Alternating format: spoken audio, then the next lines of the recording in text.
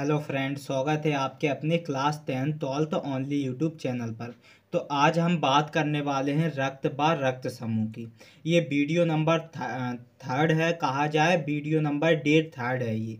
अगर आपने video first या सेकंड नहीं देखी है तो मैंने डिस्क्रिप्शन बॉक्स में उन वीडियो की लिंक दे रखी है, आप वहाँ पर जाके उन वीडियो को वॉच कर सकते हो। ये वीडियोस जो मैं करा रहा हूँ ये इम्पोर्टेंट्स पीबीटीज़ की वीडियोस हैं और जो कि आपके लिए बहुत ही ज़्यादा इम्पोर्टेंट्स होने वाली हैं, क्योंकि मैं जितने भी आपको वीडियोस में पीबीटी क्वेश्चंस करवा रहा हूँ वो सारी एनसीईआरटी बुक से छांट कर लाया हूँ। तो जहाँ पर भी एनसीईआरटी बुक इम्पोर्टेंट्स होती है वहाँ पर ये मेरे पीबीटी क्वेश्चंस आपको उतने ही इम्पोर्टेंट्स होने वाले हैं। तो चलो स्टार्ट करते हैं आज की वीडियो। ठीक है, आज अपन रक्त समूह के बारे में पढ़ेंगे। ये अगर मैं इस वीडियो को स्टार्ट कर रहा हूं तो आपको स्टार्टिंग से लेकर एंड तक इसे बहुत अच्छे से वॉच करना है, जिससे कि आप एक ही बार में इसे समझ सकें, आपको दोबारा पढ़ना ना पड़े, आपको रटना ना पड़े। मैं जब भी बोल रहा हूँ आप मान के चलो अभी मैं आपको पढ़ा दूंगा, फिर आप क्या करोगे पीबीटी में इसे फिर से दोबारा तिबारा पढ़ोगे।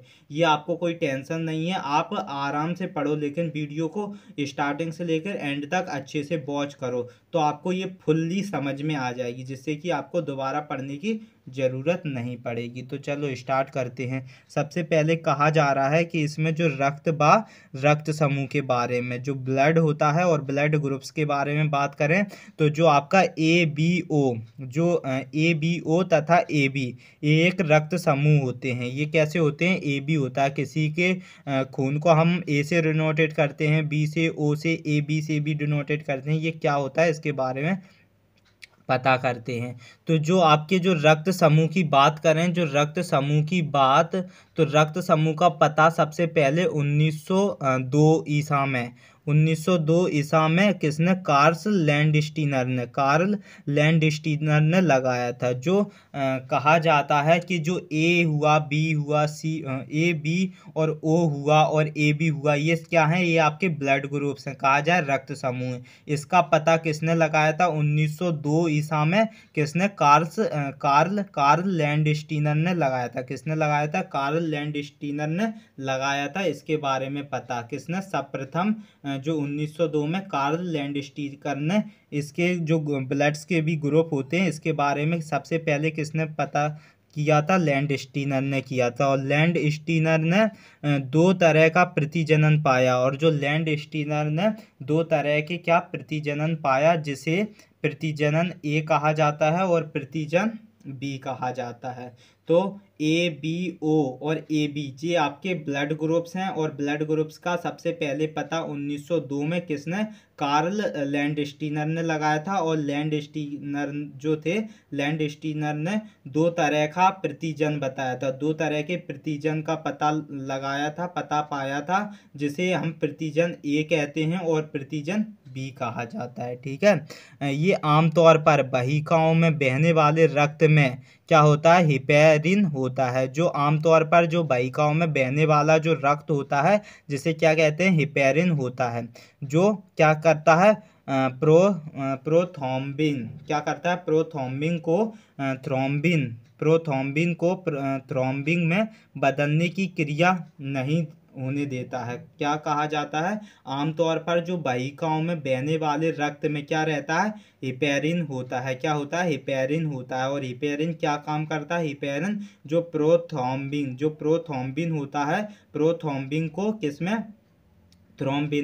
प्रोथ्रोम्बिन को थ्रोम्बिन में बदलने की क्रिया नहीं होने देता है। बदलने की जो क्रिया नहीं होने देता है कौन? हिपेरिन। तो आमतौर पर जो वाहिकाओं में जो बहने वाले जो रक्त में हिपेरिन होता है, और हिपेरिन जो होता है वो क्या काम करता है? वो प्रोथ्रोम्बिन को थ्रोम्बिन में बदलने की क्रिया नहीं होने देता है। और जो घाव वाले स्थान जो होते हैं, घाव वाले स्थान की बात करें तो जो घाव वाले स्थान जो होते हैं, घाव वाले स्थान पर वहाँ पर एक प्लेटलेट्स क्या होते हैं? एक प्लेटलेट और घायल ऊतक, प्लेटलेट और घायल ऊतक का क्या होता है?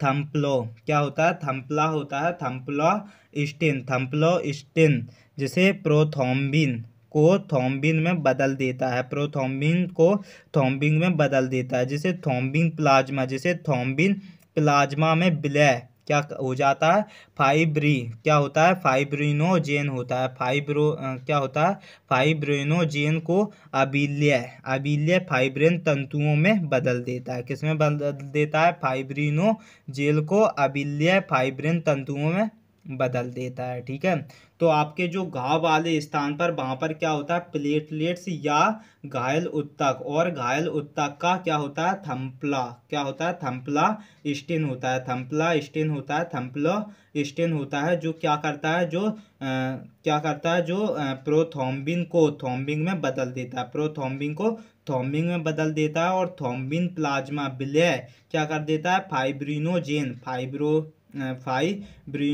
को अबिल्य फाइब्रिन तंतुओं में बदल देता है। किसमें बदल देता है, फाइब्रिन तंतुओं में बदल देता है। कौन, फाइब्रिनोजेन, तो फाइब्रिनोजेन को अबिल्य फाइब्रिन तंतुओं में बदल देता है। तो इसमें किस कंडीशंस की बात हुई थी, जहाँ पर आपके चोट लग जाती है, तो चोट लग जाने पर उस जगह पर क्या होते हैं, प्लेटलेट्स होती हैं, और जो घायल उत्तक होता है वो उस घाव को किस प्रकार उस घाव पे क्या करता है, स्किन पैदा कर देता है या खून को रोक देता है। तो वहाँ पर जो थ्रोम्प्लास्टिन्स होता है, जो थ्रोम्प्लास्टिन्स क्या करता है, प्रोथ्रोम्बिन्स को थ्रोम्बिन में बदल देता है, जिससे कि क्या होता है, खून रुक जाता है, थम जाता है। और जो थ्रोम्बिन प्लाज्मा एक विलय फाइब्रिनोजेंस, और जो थ्रोम्बिन प्लाज्मा जो होता है वो विलय फाइब्रिनोजेंस को अवलय फाइब्रिनोजेन को किसमें, अवलय फाइब्रिन तंतु में बदल देता है, जिस कारण से वहाँ पर क्या स्किन आ जाती है। और जो फाइब्रिन की बात करें तो जो फाइब्रिन के जो तंतु एक प्रकार का जाल बनाते हैं, जो फाइब्रिन के तंतु होते हैं वो एक प्रकार का जाल बनाते हैं, जिसमें रक्त कणिकाएं क्या करती हैं, रक्त कणिकाएं जो होती हैं, रक्त ब्लड सेल्स जो होती हैं, वो सीरम से अलग होकर एक ठोस धक्का बनाती हैं। वो क्या करती हैं, सीरम से अलग होकर एक ठोस धक्का बनाती हैं। कौन, आपकी ब्लड सेल्स। तो जो फाइब्रिन के जो तंतु एक प्रकार का जाल बनाते हैं, जो फाइब्रिन के तंतु जो होते हैं वो एक प्रकार का क्या बनाते हैं, जाल बनाते हैं, जिसमें क्या होता है, जिसमें ब्लड कणिकाएं, जो ब्लड सेल्स होते हैं, जिसमें रक्त कणिकाएं क्या करती हैं, सीरम से अलग होकर एक ठोस धक्का बनाती हैं। वो क्या करती हैं, सीरम से अलग होकर एक ठोस धक्का बनाती हैं, जिससे रक्त का बहना बंद हो जाता है। जिससे क्या होता है, जो रक्त होता है, ब्लड होता है, उसका क्या होना, उसका बहना क्या बंद हो जाता है। किस कारण बंद होता है, जिसमें रक्त कणिकाएं जो होती हैं वो सीरम से अलग होकर एक ठोस धक्का बना लेती हैं। यही मैंने आपको किसमें, उस कंडीशन में समझाई थी जिसमें क्या हो रहा था, थ्रोम्बिन नामक प्रक्रिया हो रही थी। तो थ्रोम्बिन प्लाज्मा में एक विलय फाइब्रिनोजेंस को अम्लीय फाइब्रिन तंतु में बदल देता है। ठीक है, जिससे कि खून का रुक जाता है। तो इसमें भी जो फाइब्रिन के जो तंतु होते हैं वो एक प्रकार का जाल बनाते हैं। जो फाइब्रिन के तंतु, जो आपके जिस जगह चोट लगी है तो उस जगह पर जो फाइब्रिन के तंतु क्या कर लेते हैं, जाल बना लेंगे, जिसमें जो आपकी ब्लड सेल्स जो होती हैं उसमें सीरम से अलग हो जाती हैं और एक ठोस धक्का बना लेती हैं। ब्लड सेल सीरम से अलग होकर एक ठोस धक्का बना लेती हैं, जिससे रक्त का बहना बंद हो जाता है, जिससे ब्लड का बहना बंद हो जाता है। इसे रक्त का धक्का, जिसे क्लोटिंग बनना कहते हैं, इसे रक्त का धक्का जिसे क्लोटिंग बनना कहते हैं। ये दोनों प्रोसेस आप समझ गए होंगे। नहीं समझ रहे हो तो ऐसे आप समझ सकते हो, जिस जगह पर आपको चोट लगी है, ठीक है, तो उस जगह पर क्या होगा, खून निकलेगा। भाई जायज़ सी बात है, खून निकलेगा। तो खून निकला, तैसे ही क्या किया, फाइब्रिन आया। फाइब्रिन के जो तंतु थे उसने क्या किया, जिस जगह खून निकल रहा उस जगह उस घाव पर अपना एक जाल बना दिया। जो फाइब्रिन के तंतुओं ने क्या किया, उस जगह पर एक जाल बना दिया, जिसमें जो ब्लड सेल्स थी वो सीरम से अलग हो गई, जिसमें जो ब्लड सेल्स थी वो सीरम से अलग होकर एक ठोस धक्का बना दिया, और जिससे रक्त का बहना क्या हो गया, बंद हो गया।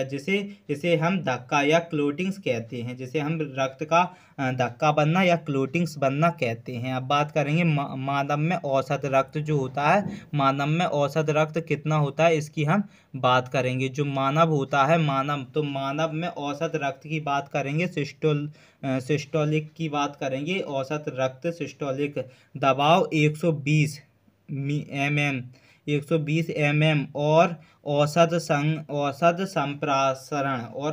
संप्रासरण जिसे डायस्टोलिक कहते हैं, डायस्टोलिक दबाव लगभग 80 mm होता है। इन अंकों को 120 से 80 लिखा जाता है। अगर आपका ब्लड प्रेशर का जो औसत रक्त सिस्टोलिक दबाव जो है, प्रेशर जो है वो 120 से ज़्यादा हुआ तो आप क्या होंगे, ब्लड प्रेशर के मरीज होंगे। अगर आपका 80 से कम है तो आपका ब्लड प्रेशर लो हो रहा है। मतलब कहा जाए तो आपका दो कंडीशंस होती हैं। अगर आपके जो ब्लड प्रेशर का जो दबाव होता है वो 80 mm से कम है तो ब्लड प्रेशर लो हो जाएगा, और 120 से ज़्यादा है तो ब्लड प्रेशर क्या हो जाएगा, बढ़ जाएगा। ठीक है, ये दोनों कंडीशंस मानव में औसत रक्त सिस्टोलिक और डायस्टोलिक में देखने को मिलती है।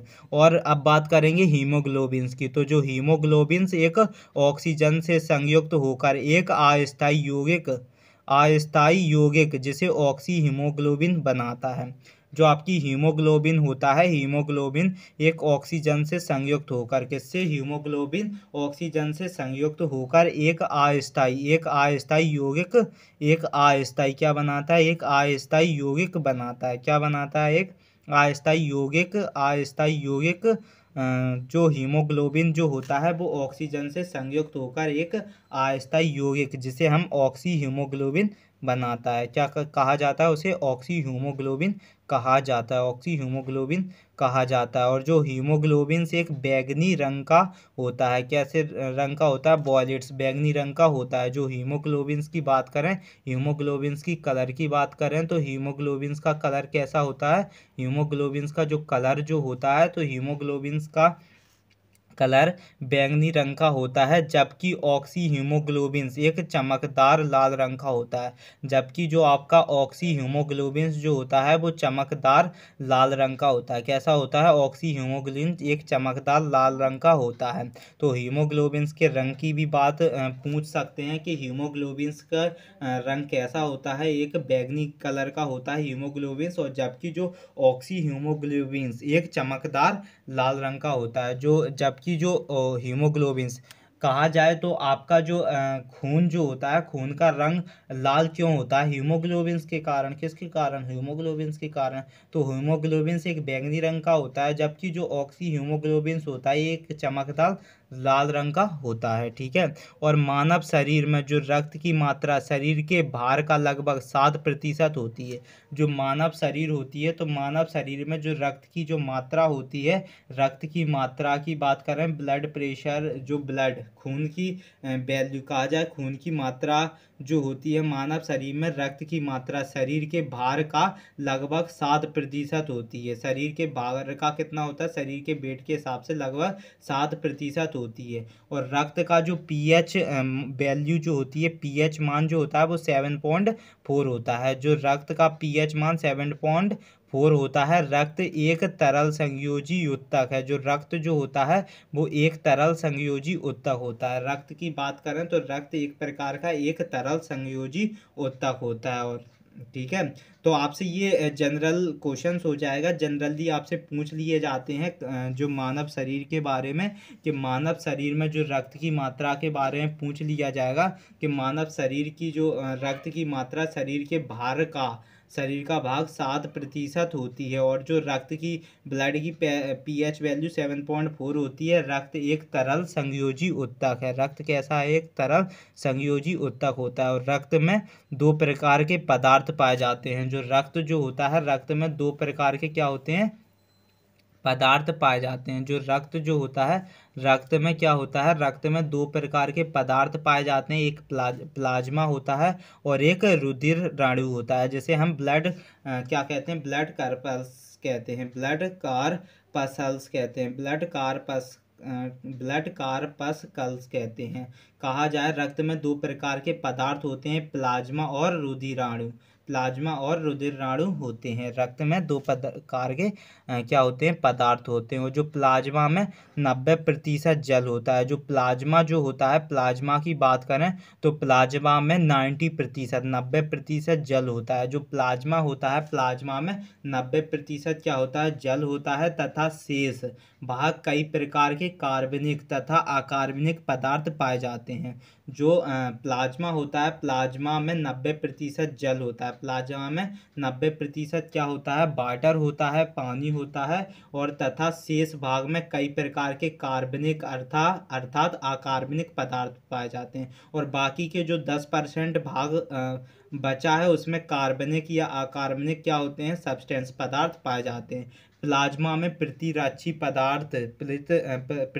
पदार्थ कौन से होते हैं, एंटीबॉडीज होते हैं। तो प्लाज्मा में प्रतिरक्षी पदार्थ एंटीबॉडीज पाए जाते हैं। प्लाज्मा में जो प्रतिरक्षी पदार्थ जो होते हैं जैसे हम एंटीबॉडीज पाए जाते हैं। ठीक है, तो जो प्लाज्मा में 90% क्या पाए जाते हैं, 90% पानी होता है, पानी पाया जाता है, और बाकी के 10% में कार्बनिक और अकार्बनिक पदार्थ पाए जाते हैं। और प्लाज्मा में जो प्रतिरक्षी पदार्थ होते हैं जैसे हम एंटीबॉडीज होते हैं, क्या होते हैं, एंटीबॉडीज पाए जाते हैं। और जो रुधिर राणु की बात करें तो रुधिर राणु में कहा जाए तो रुधिर राणु जो होता है, रुधिर राणु में कितने परसेंट, रुधिर राणु का 40% भाग होता है। जो रुधिर राणु होता है तो रुधिर राणु का 40% भाग होता है। इसे 3 भागों में बांटा जाता है। रुधिर राणु को 3 भागों में बांटा जाता है। 3 भाग कौन कौन से हो जाएंगे रुधिर राणु के, पहला हो जाएगा लाल रक्त आरबीसीज, डब्ल्यूबीसीज, और ब्लड प्लेट्स, और क्या कहते हैं इसे, थ्रोम्बोसाइटस कहते हैं, और थ्रोम्बोसाइटस कहते हैं। देखो जो रुधिर राणु 40% भाग होता है, रुधिर राणु जो रक्त होता है, रक्त का जो 40% भाग रुधिर राणु का होता है, इन्हें 3 भागों में बांटा गया है। आरबीसी रेड ब्लड सेल्स जिसे लाल रक्त कणिकाएं कहते हैं, और जो सफ़ेद कहा जाए डब्ल्यूबीसी वाइट ब्लड सेल जिसे सफ़ेद रक्त कणिकाएं कहते हैं। और होते हैं रुधिर प्लेटलेट्स और प्लेटलेट्स, या इन्हें क्या कहते हैं, थ्रोम्बोसाइटस कहते हैं, या इन्हें थ्रोम्बोसाइटस कहते हैं, या ब्लड प्लेट्स कहते हैं, या इसे थर्मोसाइटस कहा जाता है। ये 3 प्रकार के होते हैं। जो इन तीनों भागों में क्या होता है, रुधिर प्रेजेंट होता है। इन 3 प्रकार के रुधिर प्रेजेंट जाते हैं। अब बात करेंगे किसकी, जो लाल रक्त कणिकाओं की बात करेंगे कि लाल रक्त कणिकाएं क्या होती हैं। तो लाल जो रक्त कणिकाओं की बात करेंगे, जो किसकी, आरबीसी की, रेड ब्लड सेल्स। तो लाल रक्त कणिकाएं एक रुधिर क्या होती हैं, रुधिर राणु का, जो रुधिर राणु का क्या 99% होती हैं। जो रेड ब्लड सेल्स होती हैं, ये रुधिर राणु जो होते हैं उनका 90% होती हैं। इनका मुख्य कार्य शरीर की हर कोशिका में, इनका मुख्य कार्य क्या होता है, शरीर की हर कोशिका में ऑक्सीजन पहुंचाना। इनका मुख्य काम होता है शरीर की हर कोशिका में क्या पहुंचाना, ऑक्सीजन पहुंचाना, और कार्बन डाइऑक्साइड को वापस लाना। और इनका क्या काम होता है, इनका काम होता है कि मुख्य कार्य शरीर की हर कोशिका में ऑक्सीजन को पहुंचाना और कार्बन डाइऑक्साइड को वापस लाना। इनमें हीमोग्लोबिन नामक प्रोटीन्स पाया जाता है, क्योंकि जो लाल रक्त आरबीसी होती हैं इनमें हीमोग्लोबिन नामक प्रोटीन्स पाया जाता है। और हीमोग्लोबिन में क्या होता है, आयरन, लोहा पाया जाता है। हीमोग्लोबिन में क्या पाया जाता है, लोहा पाया जाता है। तो जो रेड ब्लड सेल्स होती हैं, कहा जाए जो खून का रंग लाल क्यों होता है, क्योंकि हीमोग्लोबिन के कारण खून का रंग लाल होता है। और कहा जाए कि जो आरबीसी होती हैं इनमें 99% कैसी होती हैं, रुधिराणु की होती हैं। और इनका जो मुख्य कार्य क्या होता है, कोशिका में ऑक्सीजन का पहुंचाना और कार्बन डाइऑक्साइड को वापस लाना। इसमें हीमोग्लोबिन नामक एक प्रोटीन पाया जाता है, और हीमोग्लोबिन में लोहा पाया जाता है। हीमोग्लोबिन में क्या पाया जाता है, लोहा पाया जाता है। ठीक है, ये आपको कंडीशन समझ में आ गई है किसकी, आरबीसीज रेड ब्लड सेल्स की। ठीक है, अब बात करेंगे डब्ल्यूबीसीज की, जिसके हम वाइट ब्लड सेल्स कहते हैं। तो वाइट ब्लड सेल्स क्या होता है, जिसे श्वेत रक्त कणिकाएं कहते हैं, इसे ल्यूकोसाइट्स भी कहा जाता है। जो डब्ल्यूबीसी होती हैं, वाइट ब्लड सेल्स होती हैं, इन्हें ल्यूकोसाइट का भी कहा जाता है, ल्यूकोसाइट भी कहा जाता है। ये शरीर की प्रतिरक्षा में, ये शरीर की कहा जाए प्रतिरक्षा में महत्वपूर्ण कार्य करती हैं। ये शरीर की एक कवच के रूप में काम करती हैं। जो डब्ल्यूबीसीज होती हैं, वाइट ब्लड सेल्स, ये वाइट ब्लड सेल्स बहुत ये कहा जाए ये बहुत कठोर प्रकार के क्या होते हैं, कीटाणु होते हैं। कैसे होते हैं, कीटाणु होते हैं जो अपने क्या करते हैं, जो शरीर की रक्षा करते हैं। तो जो डब्ल्यूबीसी जो होती हैं वाइट ब्लड सेल्स, जिन्हें हम ल्यूकोसाइट्स भी कहते हैं, क्या कहते हैं, ल्यूकोसाइट्स भी कहते हैं, ये शरीर की प्रतिरक्षा महत्वपूर्ण कार्य करती हैं। ये शरीर में एक प्रकार से प्रतिरक्षा का काम करती हैं, डिफेंस का काम करती हैं, क्योंकि इनमें अन्न पदार्थ होते हैं। जैसे कि पदार्थ कौन कौन से होते हैं, जैसे बेसोफिल्स हुआ, बेसोफिल्स होता है इनमें, हेरोओफिल्स होता है किसमें, डब्ल्यूबीसी इसमें, किसमें, वाइट ब्लड सेल्स में। इसमें बेसोफिल्स होते हैं, हेरोओफिल्स होते हैं, लिम्फोसाइट्स होते हैं, मोनोसाइट्स होते हैं, ये आदि पदार्थ इनमें होते हैं। किसमें, डब्ल्यूबीसीट्स वाइट ब्लड सेल्स में होते हैं। और लिम्फोसाइट्स श्वेत रक्त कणिकाओं को की जो कुल संख्या कितनी होती है, 20% से 40% तक होते हैं। कहा जाए जो लिम्फोसाइट्स जो डब्ल्यूबीसीज होती हैं, इनकी जो कुल संख्या जो होती हैं वो कितनी 20% से कितनी होती हैं, 20% से 40% होती हैं। किसकी, लिम्फोसाइट्स, जो श्वेत लिम्फोसाइट्स की जो संख्या जो होती है किसमें, डब्ल्यूबीसीज में, इनकी जो कुल संख्या होती है किसमें, डब्ल्यूबीसीज में, वो कितनी होती है, 20% से 40% तक होती है लिम्फोसाइट्स की। ठीक है, और कहा जाए जो वाइट ब्लड्स जो होता है, डब्ल्यूबीसीज होती हैं, ये शरीर में एक प्रतिरक्षा का काम करती हैं, डिफेंस का काम करती हैं। और इनमें जो अन्न पदार्थ जो होते हैं वो कौन कौन से होते हैं, जैसे कि बेसोफिल्स हुआ, हेरोओफिल्स हुआ, लिम्फोसाइट्स हुआ, मोनोसाइट्स हुआ, ये आदि होती हैं। और जो लिम्फोसाइट्स जो होता है वो श्वेत कहा जाए, डब्ल्यूबीसी की जो कुल संख्या होती है लिम्फोसाइट्स की कहा जाए 20% से 40% होती है। अब जो थिम्बोसाइटस, जो थिम्बोसाइटस एक केवल स्तनधारी वर्ग के रक्त में पाया जाता है। जो थिम्बोसाइटस होता है वो केवल किस में पाया जाता है, स्तनधारी वर्ग में ही पाया जाता है। स्तनधारी का मतलब समझते हो ना, स्तनधारी कौन से वर्ग के होते हैं, जिनके कहा जाए 4 पैर होते हैं उन्हें स्तनधारी कहा जाता है। तो जो लिम्फोसाइट्स होता है, लिम्फोसाइट्स केवल स्तनधारी वर्ग के रक्त में पाया जाता है। जो लिम्फोसाइट्स होता है, लिम्फोसाइट्स, तो लिम्फोसाइट्स जो केवल स्तनधारी वर्ग के रक्त में ही पाया जाता है। किस, जो थिम्फोसाइट्स जो होता है, थिम्फोसाइट्स किस में पाया जाता है, केवल स्तनधारी वर्ग के रक्त में पाया जाता है थिम्फोसाइट्स। ठीक है, और भोजन के पाचन की जो संपूर्ण प्रक्रिया 5 अवस्थाओं में होती है, 5 अवस्थाओं में होती है। जो भोजन पचाने की जो क्रियाएं जो होती हैं वो 5 अवस्थाओं में होती हैं। पहला होता है अंतर्ग्रहण, और फिर होता है दूसरा पाचन, और तीसरा अपशोषण और स्वर्गीकरण, और मल परित्याग जिसे स्टूल्स कहा जाता है। कहा जाए तो आप सबसे पहले क्या करते हो, अंतर्ग्रहण, सबसे पहले आप भोजन को खाते हो, फिर उसे क्या करते हो, पाचन पचाते हो, फिर उसे आपका जो शरीर क्या करता है, अवशोषित करता है, और फिर उसे अवशोषित करने के बाद उसे रिलीज कहा जाए लार्ज इंटेस्टाइन्स में पहुंचा देता है, तो उसे स्वर्गीकरण कहा जाता है।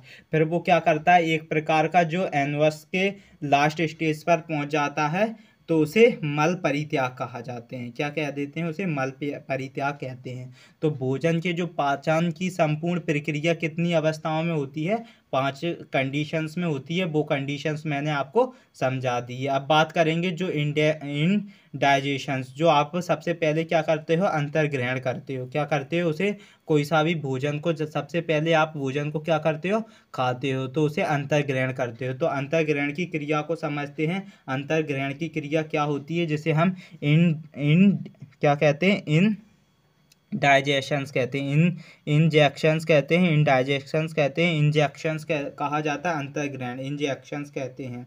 जैसे इसमें क्या होता है, भोजन को मुख गुहा में ले जाना, जिसे अंतर्ग्रहण कहलाता है। क्या कहलाता है, भोजन को मुख गुहा में ले जाना, उसे क्या कहते हैं, आइसोफेगस में ले जाना कहा जाए, उसे क्या कहा जाता है, उसे इंजेक्शन कहा जाता है, इंजेक्शंस कहा जाता है, इंजेक्शंस कहते हैं, अंतर्ग्रहण कहते हैं। तो भोजन को मुख गुहा में ले जाना और फिर उसे डाइजेशंस करना, फिर उसे क्या करना, डाइजेशंस करना। पहले इंजेक्शन किया था, अब डाइजेशंस कर रहे हैं, डाइजेशंस कर रहे हैं, पहले इंजेक्शन किया था, अब डाइजेशंस कर रहे हैं। उसे पाचन में ले जाओगे तो पाचन में उसकी कंडीशन क्या हो जाएगी, भोजन की जो पाचन क्रिया मुख से ही आरंभ होती है, जो भोजन की पाचन क्रिया मुख से ही आरंभ होती है। मुख में क्या होता है, लार ग्रंथियों से लार, जैसे सलाइवा का स्त्रवण होता है, सलाइवा का जो लार होता है, लार जो होती है, मुंह की लार, ये खाने को क्या कर देती है, एकदम चिकना कर देती है। तो जो खाने की जो पाचन की क्रिया मुख से ही शुरू हो जाती है।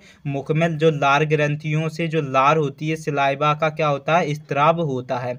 और इसकी जो प्रगति कैसी होती है, अम्लीय होती है, जिसकी पीएच वैल्यू 6.8 होती है। इसकी जो प्रगति अम्लीय होती है, जिसे पीएच इक्वल टू 6.8 होती है।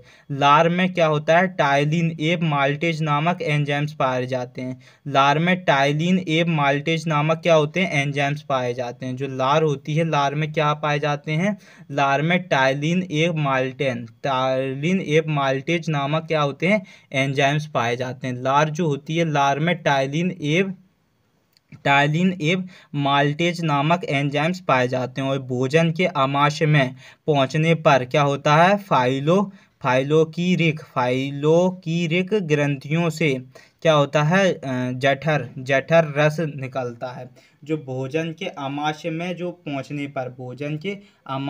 पहुंचने पर एक पाइलोकीरिक ग्रंथि होती है, पाइलोकीरिक ग्रंथि से एक जठर रस निकलता है। यह हल्के पीले रंग का अम्लीय होता है, जिसकी पीएच वैल्यू 0.9 के कहा जाए 0.9 से 1.5 के बीच होती है। जठर रस की जो पीएच वैल्यू ये हल्के पीले रंग का होता है। ये एक जिसकी पीएच वैल्यू 7 से कम हो, उसे एसिड में रिप्रेजेंट किया जाता है। तो ये अम्लीय है, क्योंकि इसकी पीएच वैल्यू 0.9 से कितनी 1.5। तो ये एक बहुत कहा जाए तो बहुत हाई रिएक्टिव का क्या है, ये अम्ल है, एसिड है, क्योंकि इसकी पीएच वैल्यू बहुत ही कम है। तो भोजन के आमाशय में पहुंचने पर एक पाइलोकीरिक जो ग्रंथि होती है, जिसमें से जठर रस निकलता है, ये हल्के पीले रंग का होता है जठर रस, जिसकी पीएच वैल्यू 0.9 से 1.5 होता है। अब बात करेंगे ऑक्सीटिन की, ऑक्सीटिन कोशिकाओं की, कि ऑक्सीटिन कोशिकाएं क्या होती हैं। तो ऑक्सीटिन कोशिकाओं की बात करेंगे कि ऑक्सीटिन कोशिकाएं क्या होती हैं। ऑक्सीटिन जो कोशिकाओं से हाइड्रोक्लोरिक अम्ल निकलता है। जो ऑक्सीटिन कहा जाए, ऑक्सीटिक कोशिकाओं में हाइड्रोक्लोरिक अम्ल निकलता है। जो ऑक्सीटिक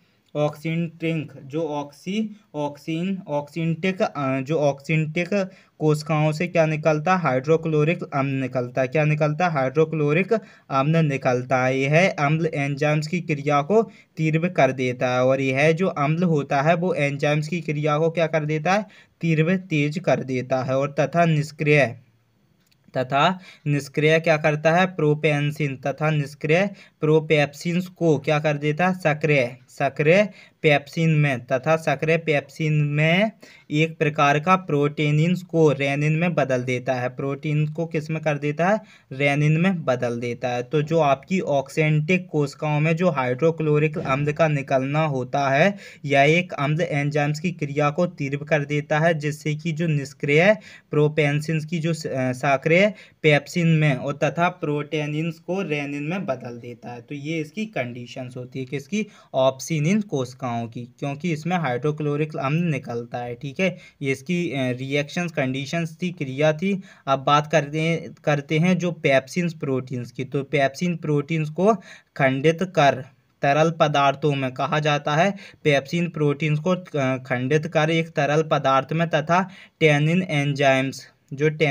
एंजाइम्स जिसे दूध के प्रोटीन्स केसिन्स को ठोस प्रोटीन्स कैल्शियम पेरोकेसिनेट में दही के रूप में बदल देता है। जो आपकी पेप्सिन प्रोटीन्स जो होती है, किसकी बात कर रहा हूँ, पेप्सिन प्रोटीन्स की बात कर रहा हूँ। तो पेप्सिन प्रोटीन्स को ये खंडित कर तरल पदार्थ में तथा टेनिन एंजाइम्स जो दूध के प्रोटीन्स केसिन्स को ठोस प्रोटीन्स कैल्शियम पेरोसीनेट में दही के रूप में बदल देता है। बात करते हैं सबसे तेज जो आवाज़ करने वाला जो कीट होता है, इसकी बात करूंगा कि जो सबसे तेज आवाज़ करने वाला जो कीट होता है, ये कीट वर्ग के सभी जीवों में सबसे तेज जो आवाज़, इसे हम सिकेटिड क्या कहते हैं, सिकेटिड कहते हैं। ये कुल नर कीट में आता है। ये किस में आता है, कुल, इसका जो कुल होता है, इसकी जो जाति होती है, ये मेल कैटेगरी में आती है। जो कीट वर्ग के सभी जीवों में जो सबसे तेज आवाज़ कौन करता है, सिकेटेड करता है, और ये नर जाति में आता है।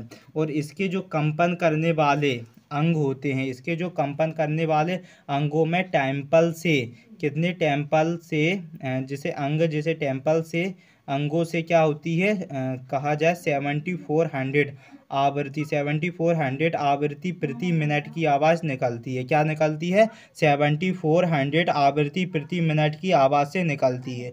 जो आधे किलोमीटर दूरी, जो क्या करती है, आधे किलोमीटर दूरी से भी सुनी जा सकती है। एक सबसे तेज जो करने वाला जो कीट होता है, ये जो कीट सभी कहा जाए जो कीट वर्ग के सभी जीवों में जो सबसे तेज आवाज़ करने वाला, जिसे हम क्या कहते हैं, सिकेटेड कहते हैं। ये सिकेटेड जो होता है वो किसकी कहा जाए, ये मानव जाति के नर जाति में आता है। किसमें ये प्रेजेंट करता है, कुल के नर। इसकी जो जाति होती है वो नर मेल में गिनी जाती है, किसकी, सिकेटेड की। और इसके जो कंपन करने वाले अंग जो होते हैं, अंगों से 7400 आवृत्ति प्रति मिनट की आवाज़ से निकलती है। जो आधे किलोमीटर, जो कितने की, आधे किलोमीटर दूरी से भी सुनी जा सकती है। जो आप आधे किलोमीटर दूरी से भी सुन सकते हो, किसकी, सिकेटेड की आवाज़, किसकी, सिकेटेड की आवाज़। क्योंकि ये कुल नर में आता है, उसकी जो कंपन करने वाले अंग से कितनी 74 आवृत्ति वाले मिनट से आवाज़ निकलती है। अब सबसे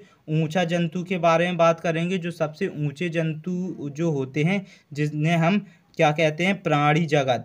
जो प्राणी जगत का सबसे ऊंचा जंतु जिराफ होता है, जिसे हम क्या कहते हैं, इसे हम कैमेलोपारडेलिस कहते हैं, कैमेलोपारडेलिस कहते हैं, कैमेलोपारडेमिस कहते हैं। क्या कहते हैं, जिराफ कैमेलोपारडेलिस कहते हैं। इसकी ऊंचाई लगभग कितनी होती है, 7 मीटर होती है। इसकी जो ऊंचाई जो होती है, क्या होती है, इसकी ऊंचाई की बात करें तो 7 मीटर होती है। ये सबसे ऊंचा जंतु होता है। ये प्राणी जगत का सबसे ऊंचा जंतु जिराफ होता है, जिसे हम क्या कहते हैं, जिराफ को क्या कहते हैं, कैमेलोपारडेलिस कहा जाता है। इसकी ऊंचाई 7 मीटर होती है। और जो सबसे तेज गति से उड़ने वाला जो पक्षी जो होता है, वो कौन सा होता है, फल्को पेरेग्रिन्स होता है। फल्को पेरेग्रिन्स होता है। कौन सा होता है, फल्को पेरेग्रिन्स होता है। फल्को पेरेग्रिन्स नामक बाज पक्षी होता है। ये जो बाज होती है वो सबसे तेज उड़ती है, और इस बाज का नाम होता है फल्को पेरेग्रिनिस होता है। ये सबसे तेज गति से उड़ने वाली पक्षी है। ये सबसे तेज गति से उड़ने वाला पक्षी कौन सा होता है, फल्को पेरेग्रिनिस होता है। फल्को पेरेग्रिनिस होता है। ये जो बाज की कैटेगरी में आती है, जो लगभग 370 से 380 किलोमीटर प्रति घंटा की गति से उड़ता है। कौन, बाज। इसका नाम है फल्को पेरेग्रिनिस। क्या नाम है इसका, फल्को पेरेग्रिनिस नाम है। क्या नाम है इसका, फल्को पेरेग्रिनिस नाम है। फल्को पेरेग्रिनिस जो होता है, फल्को पेरेग्रिनिस, ये बाज पक्षी है जो कि 370 से 380 किलोमीटर प्रति घंटा की रफ्तार से उड़ता है। और सबसे अधिक आयु वाला जंतु जो होता है, वो संभवतः सबसे अधिक आयु का जो रिकॉर्ड मैरीऑन के नर, जिन्हें कछुआ, मैरीऑन के जो नर होते हैं जिन्हें कछुआ कहते हैं, ये टेस्टूडो सुमीरी का है। कहा जाए कैस्टूडो, जैसे कछुआ की कैटेगरी में आते हैं। ये सबसे अधिक आयु वाला जंतु, संभवतः सबसे आयु वाला जो रिकॉर्ड मैरीऑन हुआ है, वो नर कछुए का हुआ है, जिसका नाम है, जिसे अपन क्या कहते हैं, टेस्टूडो सुमेरी कहते हैं। ये सबसे लंबा जीव होता है। सबसे लंबा जीव की बात करें तो लाइनियस लॉन्गिसिमस होता है। लाइनियस लॉम्बिसिनियस होता है। क्या होता है, लाइनियस लॉन्गिसिमस होता है। और सबसे अधिक रक्त तापमान जो बात करें सबसे अधिक रक्त तापमान की, तो स्तनधारी प्राणियों में रक्त का सबसे अधिक तापमान पालतू बकरी किसमें होता है, क्रय इरकस में होता है। ठीक है, सबसे अधिक रक्तचाप की बात करें तो पालतू बकरी में होता है। और सबसे अधिक आयु वाले जंतु की बात करें तो कछुए की होती है। और सबसे तेज गति से उड़ने वाला पक्षी की बात करें तो बाज होती है। और सबसे ऊंचे जंतु की बात करें तो आपका कौन होता है, जिराफ होता है। और सबसे तेज आवाज करने वाला जो किट होता है उसे हम सिकेटेड कहते हैं। क्या कहते हैं, सिकेटेड होते हैं। ये एक नर जाति में आता है। ठीक है, क्योंकि इसका जो कंपन करते हैं, जिसके जो अंग जो कंपन करते हैं वो कितनी तीव्रता से करते हैं, 7400 आवृत्ति प्रति मिनट की आवाज़ से करते हैं। कौन, सिकेटेड्स। ये सबसे तेज आवाज़ करने वाले जो पक्षी होते हैं, किट होते हैं, पक्षी नहीं किट होते हैं। ठीक है,